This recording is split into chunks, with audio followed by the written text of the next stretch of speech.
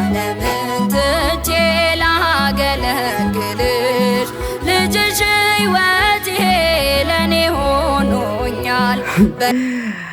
እንግዲህ እንደሰማችሁት ነው መዝሙሩን ማለት ነው። እኔ ከዚህ ዝማሬ የተረዳሁት ምን እንደሆነ ታውቃላችሁ?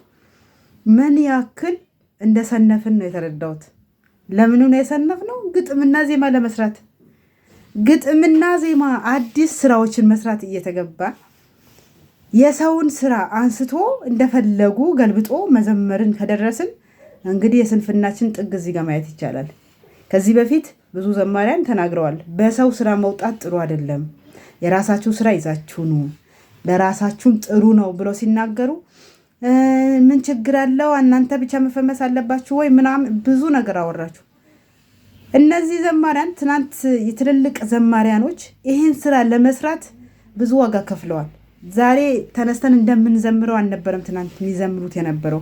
ብዙ አስገምግመው ግጥምና ዜማ አዲስ ሰርተው ለብዙ መምህራን ሊቃውንት አስገምግመው ነበር መዝሙር የሚሰሩት። እንዲህ ዋጋ የከፈሉበትን ስራ ተነስተን እንደፈለግን ዘምረን እንደፈለግን ዜማ ቀይረን የዘመርን ዝም አሉን። ዛሬ ደግሞ ይህን ዝም ሲሉን ደግሞ ለጌታችን ለመድኃኒታችን ለኢየሱስ ክርስቶስ የተዘመረ ዝማሬ ወደ እመቤታችን ገልብጦ መዘመር ተጀመረ። ለእመቤታችን መዘመሩ አይደለም ችግሩ። የእመቤታችን የቅድስት ድንግል ማርያም መዝሙር ለመዘመር ግጥሞች አጥተን ነው ወይስ ደግሞ የእመቤታችን የቅድስት ድንግል ማርያም ስራ ተገልጾ አልቆባችሁ ነው የሰውን ስራ ገልብጦ መዘመር?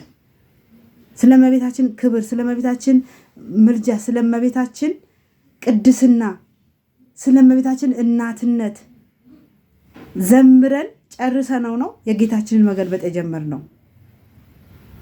ከቨርስ ምንሰራው ከቨር ከምንሰራ እንደ እግዚአብሔርን በአዲስ ቅኔ አመስግኑት ይላል መጽሐፍ ቅዱስ። 81 አሃዱ መጽሐፍ እንዳው ሌላው እንዳው ገድላትን ይቅርና ቅዱሳት መጽሐፍት ሁሉ ይቅርና 81 አሃዱ መጽሐፍ ሩቡ የተነካ ይመስላችኋል?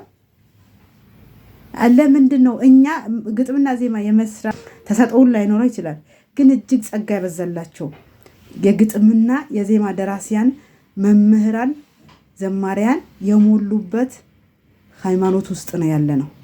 ስለዚህ አዲስ ስራ መስራት እየተገባን የሰዎችን ስራ እንደ ቀልድ ተነስተን እነሱ ዋጋ ከፍለውበት ብዙ ዋጋ ከፍለዋል ይህን ስራ ለመስራት ማለት ነው።